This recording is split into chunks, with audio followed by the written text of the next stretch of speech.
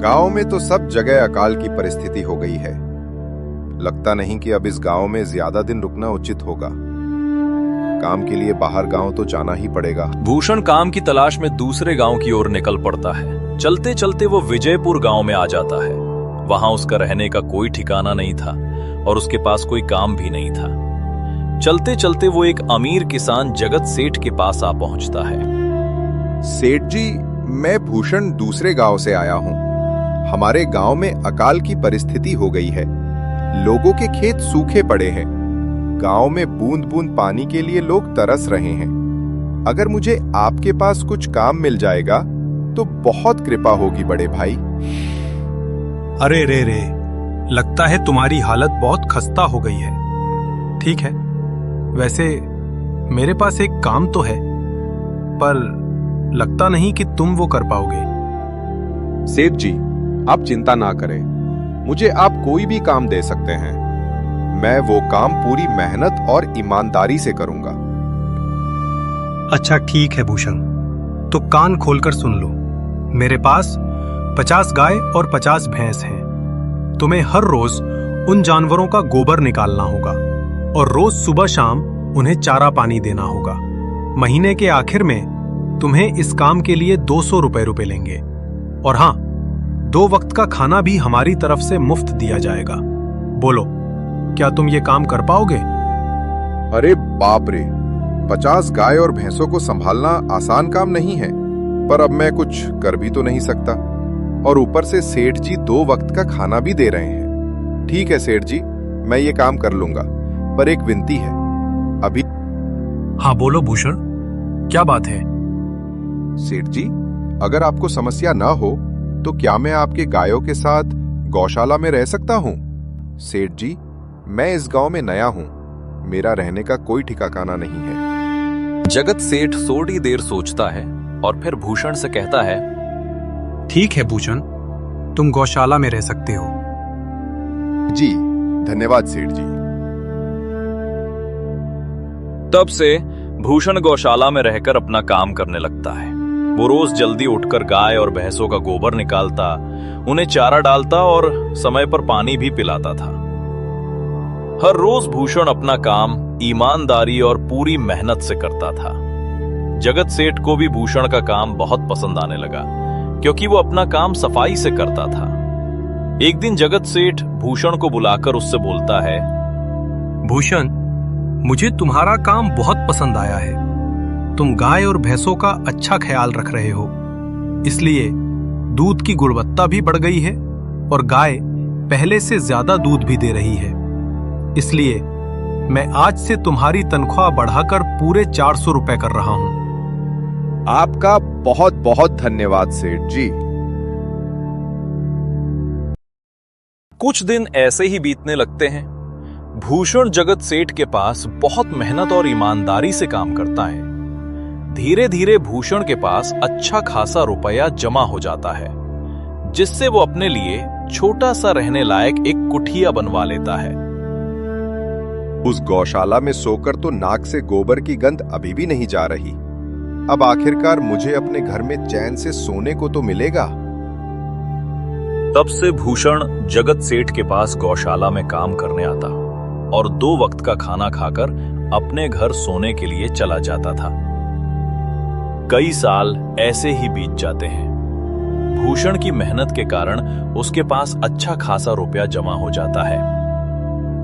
एक दिन भूषण जगत सेठ से बोलता है, सेठ जी, आजकल गांव में चोरी की समस्या बहुत बढ़ गई है और मेरे पास कुछ रुपए भी जमा है जो मैंने अपने घर में रखे हुए हैं।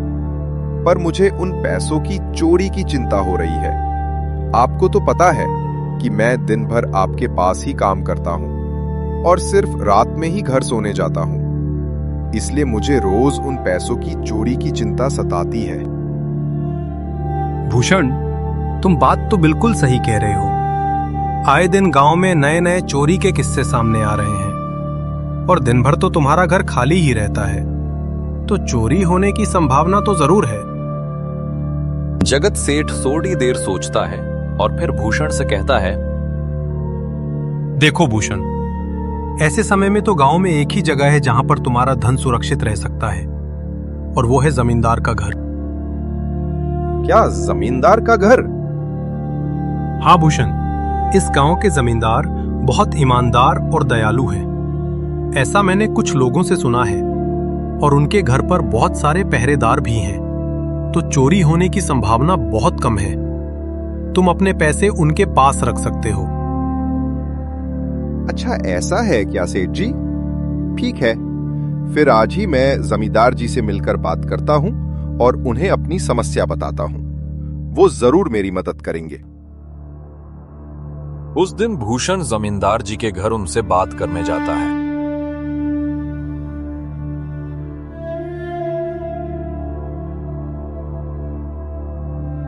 ए, रुको, कहां अंदर आए जा रहे हो? वहीं रुक जाओ।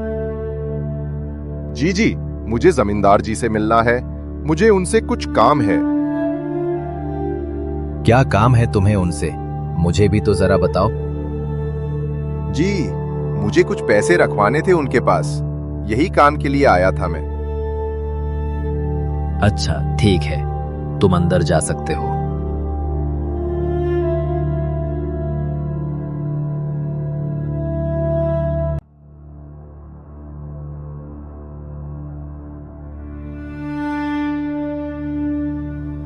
नमस्ते जमींदार जी, मैं भूषण जगत सेठ के यहाँ काम करता हूँ। कुछ साल पहले ही मैं दूसरे गांव से यहाँ आया हूँ। अच्छा भूषण, बोलो, तुम्हारा क्या काम है मेरे पास? जमींदार जी, मैं सालों से जगत सेठ के पास काम कर रहा हूँ और मैंने कुछ रुपए भी जमा कर लिए हैं। पर बात यह है कि गांव में चोरी की समस्या बहुत बढ़ गई है, तो मुझे अपने रुपए घर में रखने से डर लग रहा है। अच्छा, कितने रुपए जमा किए हैं तुमने, बताओ जरा। जमींदार जी, यही कोई 5,000 रुपए होंगे मेरे पास। वाह, ये तो बड़ी रकम है। मैंने आपकी ईमानदारी के बारे में लोगों से बहुत सुना है, इसलिए मैं अपनी रकम आपके पास कुछ वक्त के लिए रखने आया हूं। मेरी रकम यहां सुरक्षित रहेगी। हाँ भूषण, तुमने बिल्कुल सही सुना है। तुम्हारी रकम मेरे पास पूरी तरह से सुरक्षित रहेगी। तुम अब चिंता ही छोड़ दो, मैं सब देख लूंगा। भूषण अपने पैसों की थैली जमींदार को दे देता है। ये पूरे 4,800 रुपए हैं, आप गिनकर देख लीजिए। गिनने की क्या जरूरत है, तुम तो जगत सेठ के आदमी हो, मुझे तुम पर पूरा विश्वास है। जमींदार जी, आपका बहुत बहुत धन्यवाद। अब मुझे चोरों का कोई डर नहीं है, क्योंकि मेरे पैसे सुरक्षित हाथों में हैं। अरे भूषण, कोई बात नहीं, धन्यवाद तो मुझे बोलना चाहिए, जो तुम मेरे पास आए अपने रुपए रखने के लिए। भूषण अपने पैसे जमींदार को देकर अपने घर चला जाता है। हाँ भूषण, तुम्हारे पैसे मेरे हाथों में ही अच्छे लगते हैं। ऐसे ही भूषण ईमानदारी और मेहनत से जगत सेठ के यहाँ काम कर रहा था। देखते ही देखते 2 साल ऐसे ही बीत जाते हैं। एक दिन भूषण सोचता है, अब बहुत साल हो गए जगत सेठ के यहाँ काम करते हुए।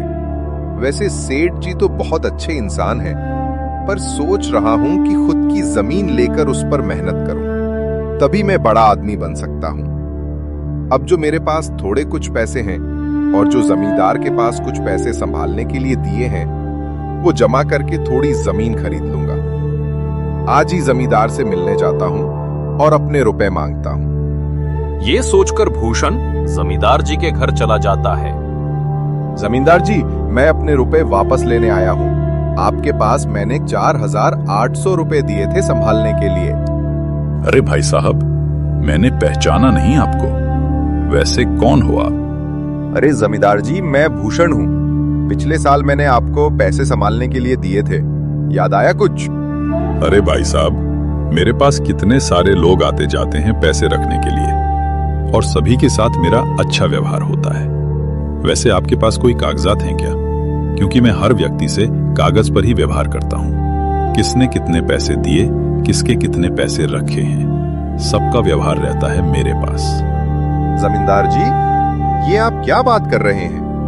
आपकी ईमानदारी देखकर ही मैंने आपको पैसे दिए थे संभालने के लिए, और आप अब ऐसी बातें कर रहे हैं।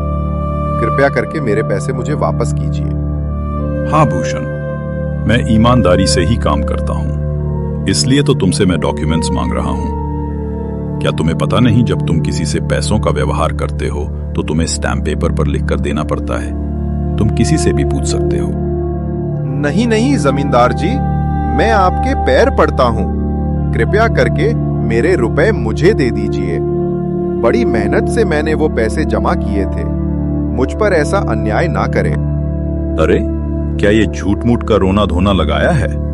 लगता है तुम ढोंगी हो और मेरी ईमानदारी और भोलेपन का फायदा उठाकर मुझसे ये रुपए लेने आए हो। रुक, तुझे अभी सबक सिखाता हूं। जमींदार अपने आदमियों को बुलाकर भूषण की पिटाई करने को कहता है। इसे तब तक मारो जब तक ये बेहोश ना हो जाए। इस 2 कौड़ी के आदमी ने मेरी ईमानदारी पर सवाल उठाया है, इसे छोड़ना मत। जमींदार के आदमी भूषण को डंडे से खूब मारते हैं। फिर भूषण दुखी होकर अपने घर चला जाता है। भूषण के शरीर पर घाव के निशान स्पष्ट दिखाई दे रहे थे। 2 दिन से भूषण घाव के दर्द के कारण जगत सेठ के घर काम के लिए नहीं जा पाता है। इसलिए अगले दिन जगत सेठ भूषण के पास आ जाते हैं। वो देखते हैं कि भूषण खाट पर सो रहा है और वो बड़ा ही चिंता में नजर आ रहा है। भूषण भाई, तुम 2 दिन काम पर नहीं आए, क्या हुआ भाई? तबीयत ठीक है ना तुम्हारी? कुछ समस्या है क्या? अरे सेठ जी, आप खुद यहाँ आए हो। आप खबर भिजवाते तो मैं खुद चला आता। अरे भूषण, कोई बात नहीं। तुम्हें देखकर लगता है तुम बीमार हो। क्या हुआ है तुम्हें? जगत सेठ, क्या बताऊं? जिस जमींदार के पास पिछले साल मैंने अपने पैसे संभालने को दिए थे, वो आज मुझे पैसे वापस नहीं करना चाहता। वो बहुत लालची इंसान है। वो लोगों को ठग रहा है। और जब मैंने बाद में गिड़गिड़ाना शुरू किया तो उसने डंडे से मार मारकर मेरी पिटाई करवा दी और मुझे वहां से धक्के मारकर निकाल दिया। अरे बाप रे, ये तो बड़ा ही गंभीर विषय है। मैंने तो जमींदार के बारे में अच्छा ही सुना था, पर मुझे भी नहीं पता था कि वो इंसान इतना गिरा हुआ है। तभी मैं सोचूं, हर साल उसकी संपत्ति इतनी ज्यादा कैसे बढ़ रही है। मुझे माफ कर दो भूषण, मैंने ही तुम्हें जमींदार के पास जाने को बोला था। गलती तो मेरी भी है। नहीं जगत सेठ, आप तो मेरा अच्छा ही सोच रहे थे। ये तो उस जमींदार का लालच है। अब लगता नहीं मेरे पैसे उस जमींदार से वापस मिलेंगे भी। भूषण, मेरे पास एक तरकीब है जिससे मैं तुम्हारे पैसे तुम्हें वापस दिला सकता हूं। जगत सेठ भूषण के कान में सारी तरकीब बताता है। ठीक है सेठ जी, हे ऊपर वाले, ये तरकीब कामयाब होने दीजिए। अगले दिन जगत सेठ बहुत सारे पैसों को एक सूटकेस में भरकर खुद जमींदार के घर जाता है। अरे जगत सेठ, आज आप खुद यहां? बोलो भाई, इस गरीब के घर कैसे आना हुआ? हमारा तो ये सौभाग्य है कि आप जैसे धनी आदमी के चरण हमारे घर में लगे हैं। नमस्ते जमींदार जी। अरे जमींदार जी, आप तो मुझे अब लज्जित कर रहे हैं। वैसे मैं कुछ महीनों के लिए दूसरे राज्य में व्यापार करने जा रहा हूं। मैं ये लगभग 1 लाख रुपए लाया हूं। मुझे डर है कि कहीं ये चोरी ना हो जाए। क्या आप मेरे सारे पैसे अपने पास संभाल कर रख सकते हैं? आपके सिवाय इस गांव में और किसी पर भरोसा नहीं कर सकता। अरे जगत सेठ, ये भी कोई पूछने की बात है। मेरे पास आपके पैसे बिल्कुल सुरक्षित रहेंगे। आप निश्चित होकर व्यापार करने जा सकते हैं। इस बार तो बड़ी मछली हाथ लगी है। बार बार ऐसा मौका नहीं मिलता। भारी माल हाथ में लगने वाला है। तभी वहां पर भूषण आ जाता है। अरे भूषण, तुम, अच्छा हुआ तुम आ गए। मैं तुम्हारे पास ही आने वाला था। मुझे माफ करना, उस दिन तुम्हें पहचान नहीं पाया। इतने सारे लोग मेरे पास आते हैं तो जरा परेशानी होती है, पर मैं अपनी बातों का बड़ा पक्का हूं। हाँ रुको, मैं तुम्हारे सारे पैसे अभी देता हूं। जमींदार भूषण के सारे पैसे उसे लौटा देता है। माफ करना भूषण, मेरे आदमियों ने तुम्हारे साथ उस दिन बदतमीजी की। मैं आज ही उनको कान से निकालता हूं। भूषण बिना कुछ बोले वहां से चला जाता है। अरे क्या बात है जमींदार जी, आप तो अपनी बातों के बहुत पक्के हैं। तो ठीक है, मैं अपने सारे पैसे आपके पास रख सकता हूं। जगत सेठ इतना बोल ही रहा था कि तभी वहां जगत सेठ का नौकर आ जाता है। मालिक, मालिक, अब आपको बाहर के राज्य में जाने की कोई जरूरत नहीं है। अभी अभी व्यापारियों का संदेश आया है और उसने कहा कि वो खुद हमारे गांव आ रहे हैं। अरे ये तो बहुत बढ़िया बात हुई। अब मुझे इतनी दूर नहीं जाना पड़ेगा। सुन रहे हो जमींदार जी, व्यापारी यहां आ रहे हैं। अब मुझे नहीं लगता कि ये पैसे आपके पास रखने का कोई मतलब होगा। चलो, आपका बहुत बहुत धन्यवाद। आपने इतनी ईमानदारी दिखाई मुझे। हाँ, पर अगली बार जरूर आपके पास ही आऊंगा। ऐसा बोलकर जगत सेठ और उसका नौकर वहां से अपने पैसे लेकर चले जाते हैं। धत तेरी की, ये क्या हो गया?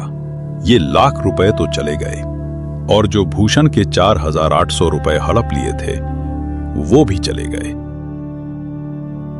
आपका बहुत बहुत धन्यवाद सेठ जी। अगर आज आप ना होते तो मेरी सारी जमा पूंजी वो जमींदार हड़प लेता। भूषण, कोई बात नहीं। जो व्यक्ति मेहनत और ईमानदारी से कमाता है, ऊपर वाला उसका कभी बुरा नहीं होने देते। और जो हराम की कमाई का खाता है और दूसरों से बेईमानी करता है, उसका कभी अच्छा नहीं होने देते। तुम्हारे साथ तो इंसाफ तो होना ही था। तो दोस्तों, यदि आपको हमारी कहानी पसंद आती है तो वीडियो को लाइक और शेयर करें और ऐसी ही कहानियों के लिए चैनल को सब्सक्राइब करें।